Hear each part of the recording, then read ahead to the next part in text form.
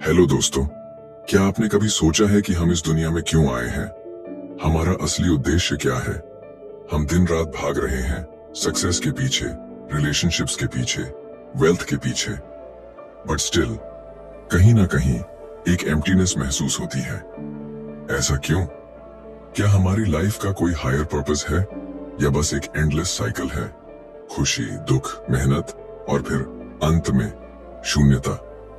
शायद आपने भी कभी अपने आप से ये सवाल पूछे होंगे जब हम किसी बड़ी प्रॉब्लम में होते हैं, जब हमारा मन अशांत होता है, जब कोई अपना हमें छोड़कर चला जाता है, जब हम हार मानने की कगार पर होते हैं, तब एक ही ख्याल आता है, अब क्या? भगवत गीता एक ऐसी किताब जिसे सिर्फ धार्मिक ग्रंथ कहना गलत होगा। ये कोई मिथोलॉजी नहीं, ये एक लाइफ मैनुअल है। एक ऐसी किताब जो हर इंसान के लिए है, चाहे वो किसी भी रिलीजन, कास्ट या बैकग्राउंड से हो। इस किताब में वो टाइमलेस विजडम है जो सेंचुरीज से लोगों की जिंदगी बदल रही है। स्टीव जॉब्स से लेकर एल्बर्ट आइंस्टाइन तक कितने ही महान लोगों ने गीता से इंस्पिरेशन ली है। लेकिन असली सवाल ये है, क्या गीता आज भी हमारे लिए रेलेवेंट है? क्या उसमें वो आंसर्स हैं जो हमें अपनी डेली लाइफ की प्रॉब्लम्स को सॉल्व करने में हेल्प कर सकते हैं? आज की दुनिया में हम टेक्नोलॉजी से कनेक्टेड हैं, लेकिन खुद से डिस्कनेक्टेड। हमारे पास नॉलेज है लेकिन इनर पीस नहीं। हम स्मार्ट हैं लेकिन हैप्पी नहीं। हम स्ट्रांग दिखते हैं लेकिन अंदर से कितने ही लोग टूटे हुए हैं। और यहीं पर भगवत गीता हमारी मदद करती है। ये सिर्फ एक स्पिरिचुअल किताब नहीं, बल्कि माइंडसेट शिफ्ट की एक की है। आज हम भगवत गीता के पहले 5 अध्यायों की बात करेंगे, जहां से ये पूरी जर्नी शुरू होती है। इमेजिन कीजिए एक युद्ध का मैदान, चारों तरफ सिर्फ युद्ध की ध्वनि, तलवारों की चमक, सैनिकों की गर्जना और बीच में खड़ा एक योद्धा जो सबसे महान वीरों में से एक है, लेकिन आज वो लड़ नहीं सकता। अर्जुन, जो अब तक हजारों युद्ध जीत चुका था, आज कंफ्यूजन और डर में डूबा हुआ है। उसकी हालत ठीक वैसी ही है जैसी हमारी होती है जब लाइफ हमें ऐसे मोड़ पर ले आती है जहां हमें समझ नहीं आता कि आगे क्या करें। क्या आपको कभी ऐसा लगा है कि आपके सामने 2 रास्ते हैं, लेकिन आप कंफ्यूज्ड हैं कि कौन सा सही है? कभी ऐसा महसूस हुआ है कि आपकी लाइफ की सारी मेहनत, सारे सपने अचानक मीनिंगलेस लगने लगे? अर्जुन भी इसी कंफ्यूजन में था। और यहीं पर भगवान श्री कृष्ण ने जो बातें कही, वो सिर्फ अर्जुन के लिए नहीं थी, वो हमारे लिए भी थी।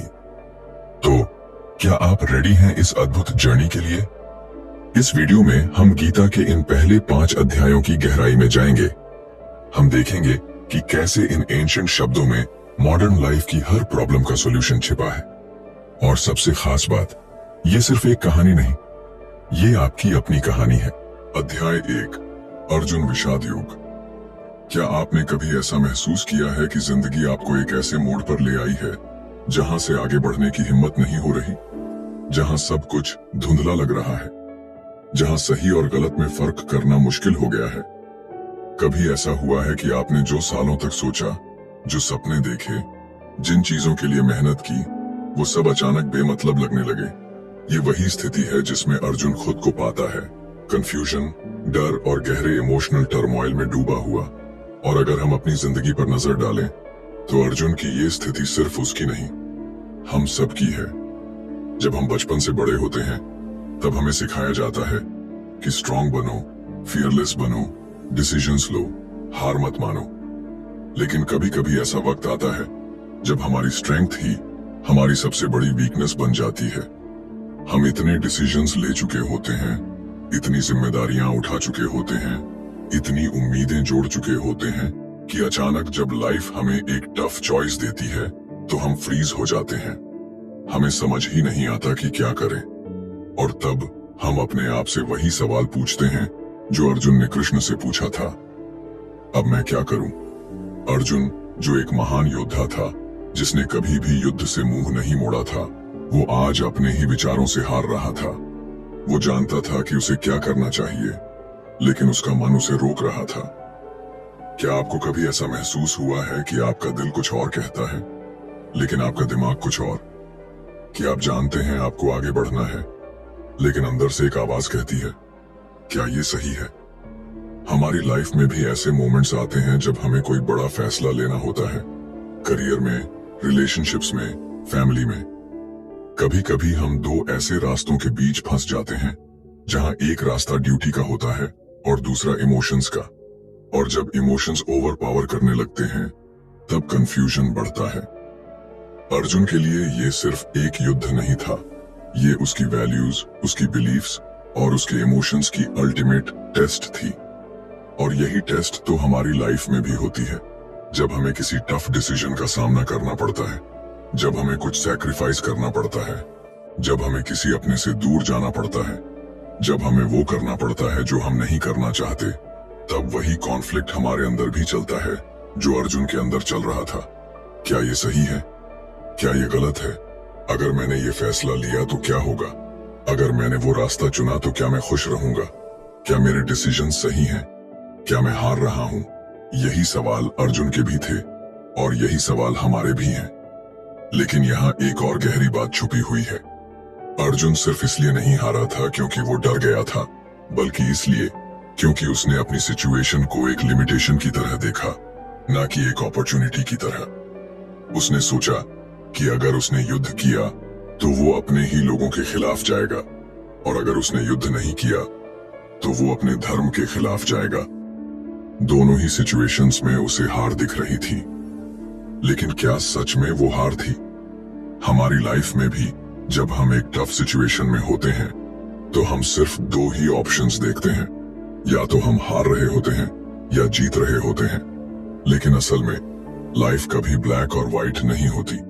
हमेशा एक तीसरा ऑप्शन होता है, विजडम का, क्लैरिटी का और सही समझ का। भगवत गीता का पहला अध्याय हमें यह सिखाता है कि हमारी लाइफ में जो भी कंफ्यूजन आता है वो असल में एक बहुत बड़ा सिग्नल होता है कि हम किसी बड़े बदलाव के लिए तैयार हैं। जब भी हमें कोई बड़ा डिसीजन लेना होता है, जब भी हमारी सोच हमें रोकने लगती है, जब भी हम अपने ही विचारों में उलझ जाते हैं, तो हमें समझ जाना चाहिए कि हमें सिर्फ सही गाइडेंस की जरूरत है। अर्जुन के पास कृष्ण थे जिन्होंने उसे सही रास्ता दिखाया।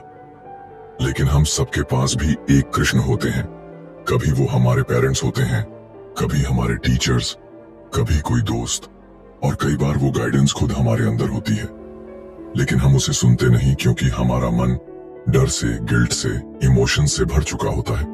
तो आज जब भी आपकी लाइफ में कोई ऐसा मोमेंट आए जब आपको लगे कि आप स्टक हैं, जब आपको लगे कि आप आगे नहीं बढ़ सकते, जब आपको लगे कि आपको क्लैरिटी नहीं मिल रही, तब याद रखिए ये सिर्फ कंफ्यूजन नहीं है, ये एक अपॉर्चुनिटी है, एक नया रास्ता खोजने की, एक नई सोच अपनाने की और अपने अंदर के डर से बाहर निकलने की। भगवत गीता का पहला अध्याय सिर्फ अर्जुन की कहानी नहीं, ये हमारी कहानी है। हर वो इंसान जो किसी डिसीजन में फंसा है, हर वो इंसान जो इमोशंस और ड्यूटी के बीच झूल रहा है, हर वो इंसान जो ये नहीं समझ पा रहा कि सही क्या है और गलत क्या, उसके लिए ये अध्याय एक मिरर है। अब सवाल ये है, क्या हम अर्जुन की तरह अपने सवालों में ही उलझे रहेंगे, या हम कृष्ण की गाइडेंस को एक्सेप्ट करेंगे और अपने जवाब खुद खोजेंगे? चुनाव हमारा है। अध्याय 2, सांख्य योग। क्या आपने कभी ऐसा महसूस किया है कि लाइफ में जितना भी ट्राई कर लो फिर भी सब कुछ हमारे कंट्रोल में नहीं होता? कभी सोचा है कि हम डिसीजंस तो लेते हैं, मेहनत भी करते हैं, लेकिन फिर भी डर, इनसिक्योरिटी और फेलियर का डर हमारे अंदर बना रहता है? ऐसा क्यों होता है कि कोई छोटी सी रिजेक्शन हमें अंदर तक हिला देती है? हम किसी को खोने के डर में जीते हैं, फ्यूचर को लेकर एंजाइटी में रहते हैं, पास्ट की मिस्टेक्स पर रिग्रेट करते हैं। हम इतने इमोशंस में उलझे रहते हैं कि ये भूल ही जाते हैं कि असल में हमें करना क्या था। अर्जुन की भी यही हालत थी। अर्जुन को हमेशा से पता था कि वो एक वॉरियर है। उसने बचपन से यही सीखा था कि युद्ध करना उसका धर्म है, कि अपने लोगों की रक्षा करना ही उसका कर्तव्य है। लेकिन जब समय आया, जब उसे सच में खड़ा होना था, तो वो हिल गया। उसका मन उसे सवालों के जाल में फंसा रहा था। क्या सही है, क्या गलत है, क्या उसे ये करना चाहिए या नहीं? लेकिन असली सवाल ये था कि उसका मन इतना कमजोर क्यों हो गया था। वो जो कभी अजेय था, वो आज इतना टूट क्यों गया? हमारी लाइफ में भी यही होता है। जब तक हम कंफर्ट जोन में होते हैं, तब तक हमें लगता है कि हम स्ट्रांग हैं। लेकिन जब कोई बड़ा चैलेंज आता है, जब हमें कोई ऐसा डिसीजन लेना होता है जो हमारी पूरी लाइफ बदल सकता है, तब हमें अपनी असली रियलिटी दिखती है। हम सोचते हैं कि हम प्रिपेयर्ड हैं, लेकिन जैसे ही मुश्किल डिसीजन सामने आते हैं, हमारी कॉन्फिडेंस हिल जाती है। कृष्ण ने अर्जुन से कहा, जिस चीज का जन्म हुआ है उसका अंत भी निश्चित है, और जिसका अंत होगा उसका जन्म भी होगा। ये सुनने में सिंपल लगता है, लेकिन अगर इसे समझ लिया जाए तो हमारी सारी परेशानियां खत्म हो सकती हैं। हम दिन रात अपने करियर, रिलेशनशिप्स, हेल्थ, सक्सेस और फेलियर को लेकर स्ट्रेस में रहते हैं, लेकिन कभी सोचा है कि ये सब टेम्पररी है? जो आज है वो कल नहीं रहेगा, और जो आज नहीं है वो कल आ सकता है। लेकिन फिर भी हम उसी चीज के लिए परेशान रहते हैं जो हमेशा चेंज होने वाली है। हम दुखी होते हैं क्योंकि हम चीजों को पकड़ कर रखना चाहते हैं। हम चाहते हैं कि हमारे पास कंट्रोल हो, कि हमारी लाइफ बिल्कुल हमारी एक्सपेक्टेशंस के हिसाब से चले। लेकिन जब रियलिटी अलग होती है, तब हमें पेन महसूस होता है। अर्जुन का भी यही हाल था। वो चाहता था कि जो सिचुएशन उसके सामने खड़ी है वो उसके हिसाब से हो, लेकिन लाइफ कभी किसी के हिसाब से नहीं चलती। कृष्ण ने उससे कहा, जो हुआ अच्छा हुआ, जो हो रहा है अच्छा हो रहा है, और जो होगा वो भी अच्छा ही होगा। सुनने में ये एक सिंपल लाइन लग सकती है, लेकिन क्या हमने कभी इसे ट्रूली एक्सेप्ट किया है? क्या हमने कभी सोचा है कि जो चैलेंजेस आज हमारे सामने हैं वो ही हमें और स्ट्रांग बना रहे हैं? क्या हमने कभी महसूस किया है कि लाइफ की सबसे पेनफुल सिचुएशंस ही हमें सबसे बड़ा लेसन देती हैं? हम अपनी जिंदगी में बहुत बार अर्जुन की तरह बिहेव करते हैं। जब तक चीजें हमारे हिसाब से चलती हैं, तब तक हम खुश होते हैं, लेकिन जैसे ही कोई मुश्किल आती है, हम पैनिक कर जाते हैं, डिसीजन लेने से डरने लगते हैं, खुद पर डाउट करने लगते हैं। हम भूल जाते हैं कि हम कौन हैं, कि हमारा असली पर्पस क्या है। लेकिन कृष्ण हमें याद दिलाते हैं, तू शरीर नहीं, आत्मा है। सोचिए, अगर हम इस एक थॉट को डीपली समझ लें तो क्या होगा? अगर हमें पता चल जाए कि हम सिर्फ ये शरीर नहीं है, बल्कि एक एनर्जी है जो कभी खत्म नहीं हो सकती, तो क्या हम किसी चीज से डरेंगे? क्या हम फेलियर को इतना बड़ा बना देंगे? क्या हम रिजेक्शन से डरेंगे? नहीं, क्योंकि फिर हमें समझ आ जाएगा कि ये सब टेम्पोरेरी है। ये जो दुनिया हमें इतनी रियल लगती है, ये जो प्रॉब्लम्स हमें इतनी बड़ी लगती हैं, ये सब इल्यूजन है। अर्जुन का सबसे बड़ा डर यही था, उसके अपनों का क्या होगा? अगर उसने युद्ध किया तो वो अपनी फैमिली के खिलाफ जाएगा। अगर उसने युद्ध नहीं किया तो वो अपने कर्तव्य के खिलाफ जाएगा। लेकिन कृष्ण उसे समझाते हैं कि कर्तव्य सबसे बड़ा है। कर्म करना तेरा धर्म है, लेकिन फल की चिंता तेरा अधिकार नहीं है। हमारी लाइफ में भी यही होता है। हम किसी काम को सिर्फ इसलिए नहीं करते क्योंकि हमें लगता है कि शायद हमें उससे वो रिजल्ट नहीं मिलेगा जो हम चाहते हैं। लेकिन अगर हम हर डिसीजन को इस थॉट के साथ लें कि मुझे सिर्फ अपना काम करना है, रिजल्ट की चिंता नहीं करनी, तो हमारी सारी परेशानियां खत्म हो जाएंगी। क्या आपने कभी नोटिस किया है कि जब हम किसी काम को एंजॉय करते हैं तो हमें रिजल्ट की फिक्र नहीं होती? जब कोई आर्टिस्ट पेंटिंग बना रहा होता है तो वो कलर्स में खो जाता है। जब कोई म्यूजिशियन गा रहा होता है तो वो सुरों में बह जाता है। जब कोई राइटर लिख रहा होता है तो वो शब्दों में डूब जाता है, क्योंकि वो कर्म कर रहा होता है लेकिन रिजल्ट की चिंता नहीं कर रहा होता। लेकिन जैसे ही हम रिजल्ट के बारे में सोचते हैं, हमारी क्रिएटिविटी, हमारी एनर्जी सब रुक जाती है। यही लाइफ का सबसे बड़ा सीक्रेट है। Work with full dedication, but don't get attached to the result. तो अब सवाल ये है, क्या हम अर्जुन की तरह अपने इमोशंस में फंसे रहेंगे, या फिर हम कृष्ण की बात को समझकर अपने डर, अपने डाउट्स को पीछे छोड़कर आगे बढ़ेंगे? क्या हम इस रियलाइजेशन को एक्सेप्ट करेंगे कि हम इस दुनिया में सिर्फ अपने कर्म को निभाने आए हैं और बाकी सब कुछ एक इल्यूजन है? सांख्य योग हमें यही सिखाता है कि लाइफ सिर्फ डिसीजंस लेने का नाम नहीं, बल्कि सही माइंडसेट के साथ डिसीजंस लेने का नाम है। ये हमें सिखाता है कि हमें हर चीज को टेम्पोरेरी समझकर एक्ट करना चाहिए, कि हमें अपने कर्म पर फोकस करना चाहिए, न कि उसके रिजल्ट पर। और सबसे बड़ी बात, हमें अपने अंदर उस क्लैरिटी को लाना चाहिए जो हमारे फियर और डाउट को खत्म कर सके। तो अब आप सोचिए, क्या आप भी अपनी लाइफ में अर्जुन की तरह उलझे हुए हैं, या फिर आप कृष्ण की बात को समझकर अपने हर फियर से, हर इनसिक्योरिटी से, हर डाउट से ऊपर उठ सकते हैं? क्योंकि चॉइस आपकी है, डर में जीने की या क्लैरिटी में आगे बढ़ने की। अध्याय 3, कर्म योग। क्या आपने कभी ऐसा महसूस किया है कि आप अपनी पूरी मेहनत लगा रहे हैं, दिन रात काम कर रहे हैं, हर पॉसिबल कोशिश कर रहे हैं, लेकिन फिर भी वो रिजल्ट नहीं मिल रहा जिसकी आप उम्मीद कर रहे थे? कभी ऐसा लगा है कि आप अपने गोल्स के पीछे भागते जा रहे हैं, लेकिन हैप्पीनेस कहीं पीछे छूट गई है? या फिर ऐसा हुआ है कि आपने किसी काम में अपना दिल और जान लगा दी, लेकिन जब रिजल्ट आया तो वो आपकी एक्सपेक्टेशंस के हिसाब से नहीं था और फिर एक खालीपन सा महसूस हुआ? हम सब इस सिचुएशन से गुजरे हैं।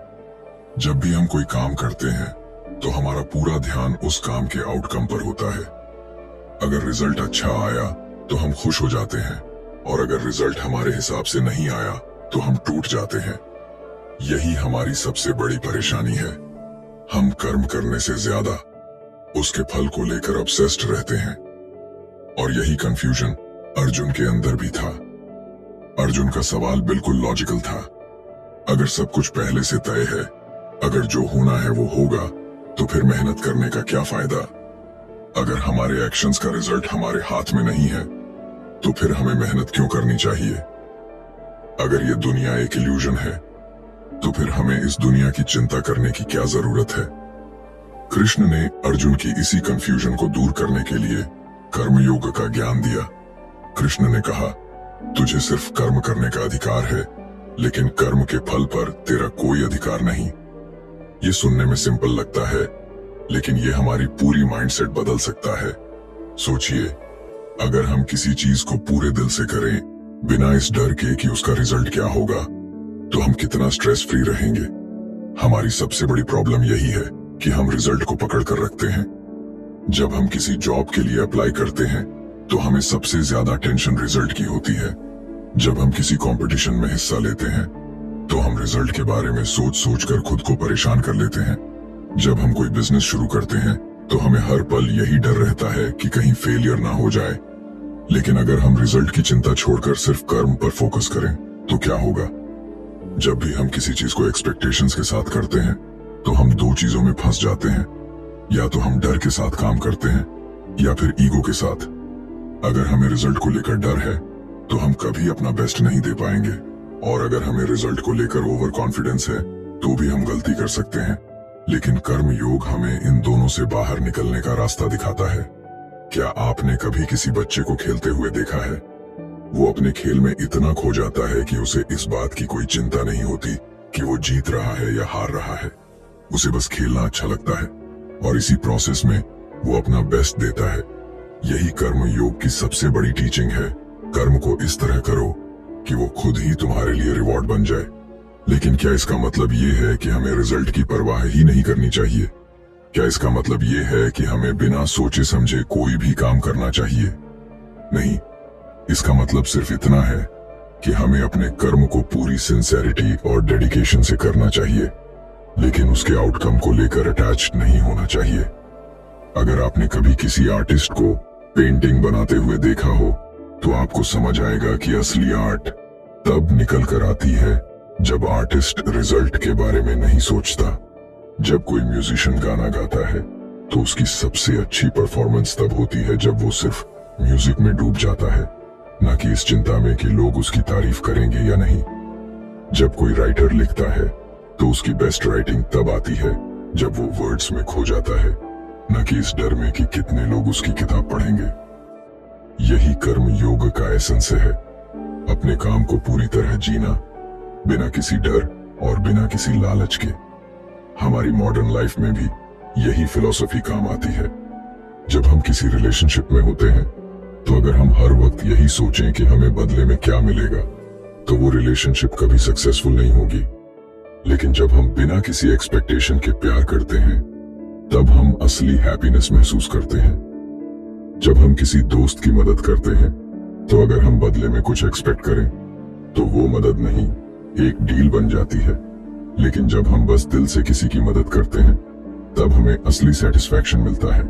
यही कर्म योग की ताकत है, डिटैचमेंट के साथ एक्शन। कृष्ण अर्जुन से कहते हैं, अगर तू निष्काम भाव से कर्म करेगा तो तेरा हर कार्य पूजा बन जाएगा। सोचिए, अगर हम अपनी डेली लाइफ में इस थॉट को अप्लाई करें तो हमारी पूरी लाइफ चेंज हो सकती है। इमेजिन कीजिए कि आप अपने काम में इतने इन्वॉल्व्ड हो जाएं कि आपको बस काम करने की खुशी मिले, ना कि रिजल्ट की चिंता। इमेजिन कीजिए कि आप कोई भी गोल सिर्फ इसीलिए चेस करें क्योंकि आपको उसे अचीव करने में मजा आता है, ना कि सिर्फ इसलिए कि आपको दूसरों से तारीफ चाहिए। जब हम इस लेवल पर पहुंच जाते हैं तब हमारी लाइफ में एक अलग ही सेंस ऑफ पीस और फुलफिलमेंट आ जाता है। लेकिन प्रैक्टिकल लाइफ में इसे अप्लाई करना आसान नहीं है। हमें बचपन से यही सिखाया गया है कि रिजल्ट ही सबसे ज्यादा इंपॉर्टेंट होता है। हमें हमेशा सिखाया गया है कि अगर हमें कोई काम करना है तो उसका कोई ना कोई फायदा जरूर होना चाहिए। लेकिन कर्म योग हमें सिखाता है कि असली सफलता तब मिलती है जब हम कर्म को ही अपना रिवॉर्ड मान लेते हैं। तो अब सवाल ये है, क्या हम अपनी लाइफ में इस फिलॉसफी को अप्लाई कर सकते हैं? क्या हम काम को सिर्फ इसलिए कर सकते हैं क्योंकि हमें वो करना अच्छा लगता है, बिना इस चिंता के कि उसका रिजल्ट क्या होगा? क्या हम अपने गोल्स के पीछे भागना छोड़कर अपने एक्शंस को एंजॉय कर सकते हैं? अगर हाँ, तो समझ लीजिए कि हमने सच में कर्मयोग को समझ लिया। अब ये आपके ऊपर है। क्या आप भी अपनी जिंदगी में रिजल्ट की चिंता छोड़कर अपने कर्म पर फोकस कर सकते हैं? क्या आप बिना डर और बिना ईगो के पूरी सिंसेरिटी से अपने काम को कर सकते हैं? क्या आप उस लेवल पर पहुंच सकते हैं जहां आपका हर एक्शन, हर डिसीजन एक पूजा बन जाए?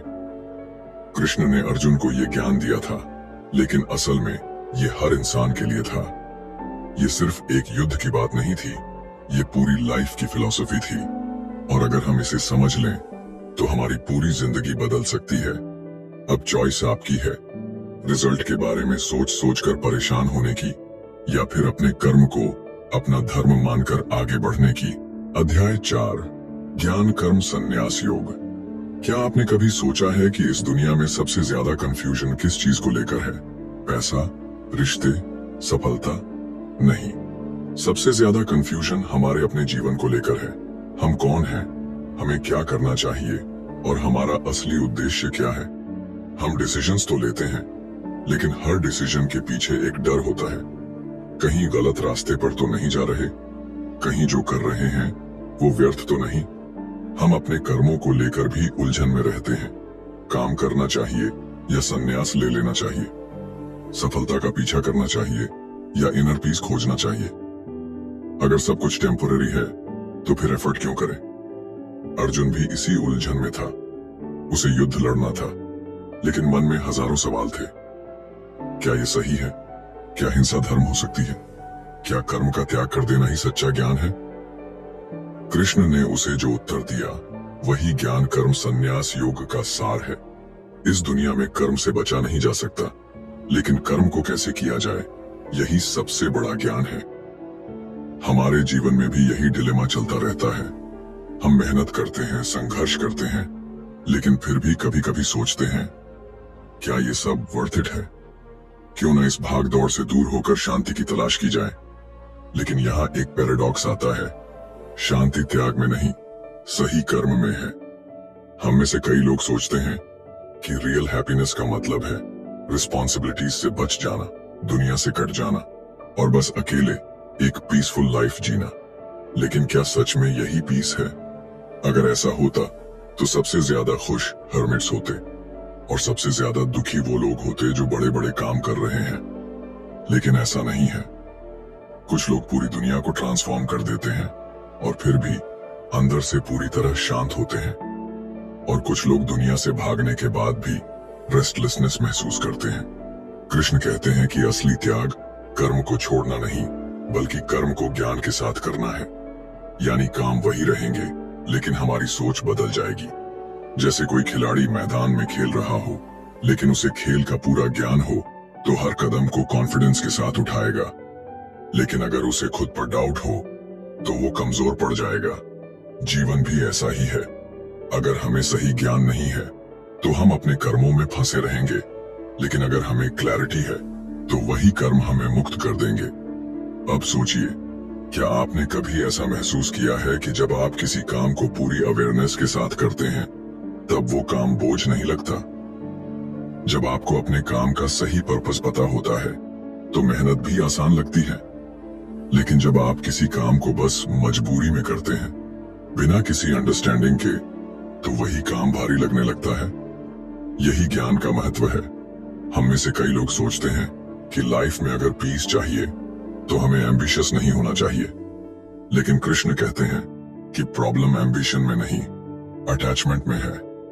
अगर हम अपने कर्म को बिना किसी ईगो के, बिना किसी लालच के कर सकें तो वही कर्म हमें बॉन्डेज से मुक्त कर सकते हैं। जैसे एक पेड़ फल देता है लेकिन खुद उन फलों को नहीं खाता, सूरज रोशनी देता है लेकिन बदले में कुछ नहीं मांगता। इसी तरह जब हम अपने एक्शंस को सेल्फलेसली करते हैं तब हमें असली फ्रीडम मिलती है।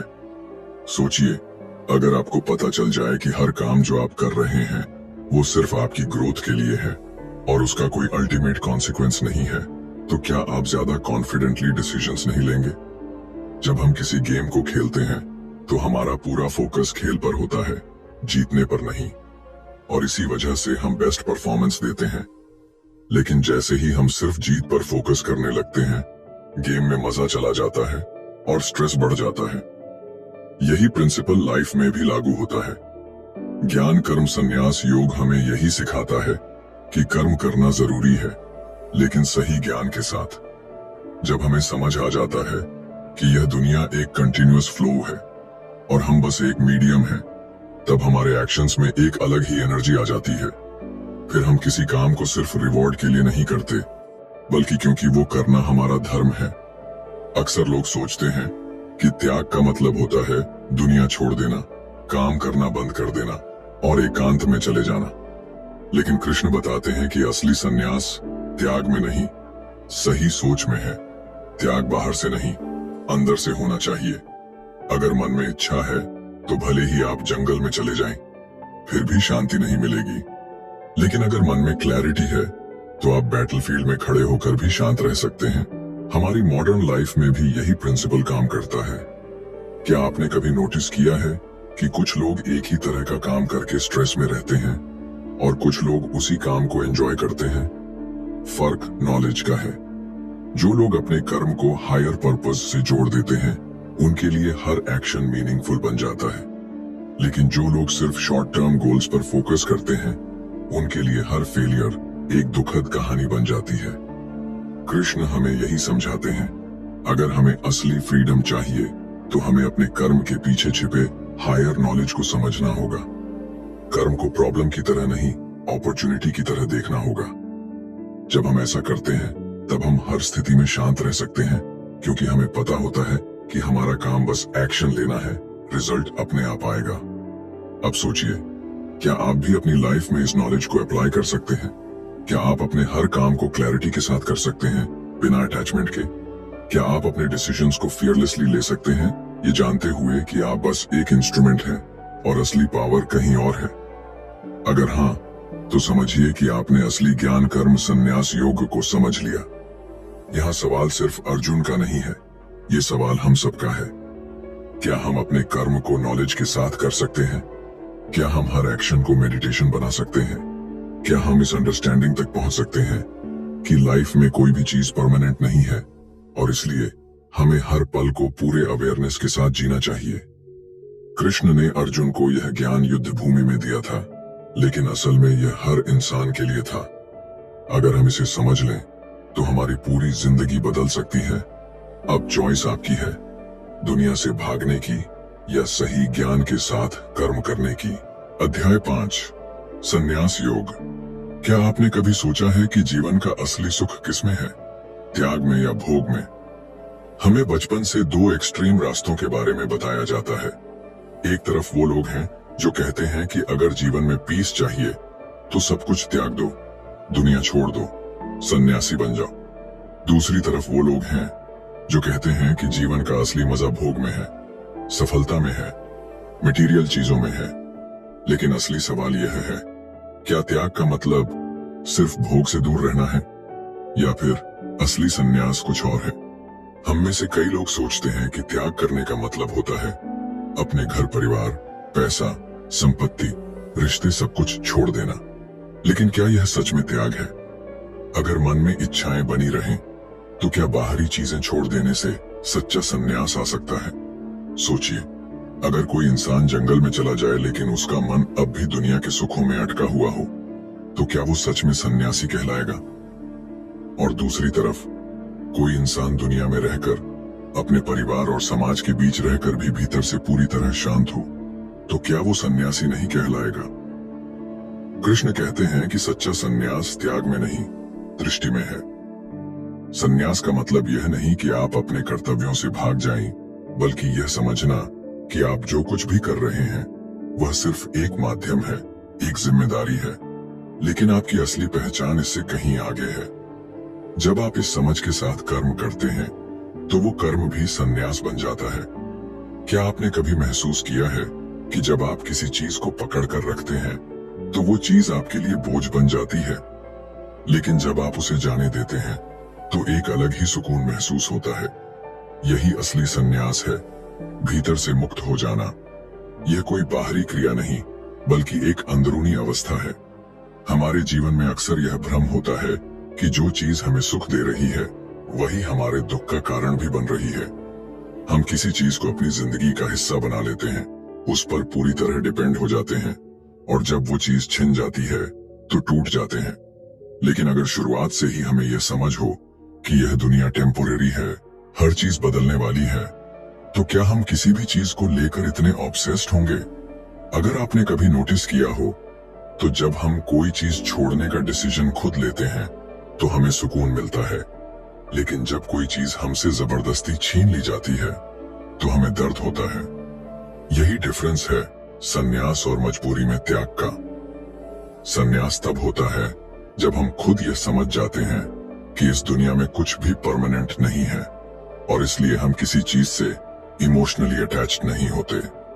लेकिन जब हमें कोई चीज छोड़नी पड़ती है क्योंकि हमारे पास कोई और ऑप्शन नहीं होता, तो वह त्याग दुखदाई हो जाता है।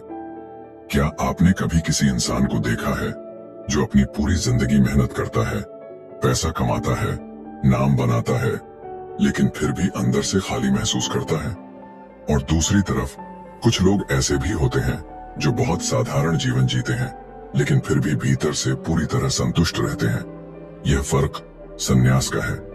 सन्यास का मतलब दुनिया से भागना नहीं, बल्कि दुनिया में रहकर भी उससे डिटैच्ड रहना है। कृष्ण हमें यह समझाते हैं कि सन्यास और कर्मयोग दोनों का लक्ष्य एक ही है, अंतर की शांति।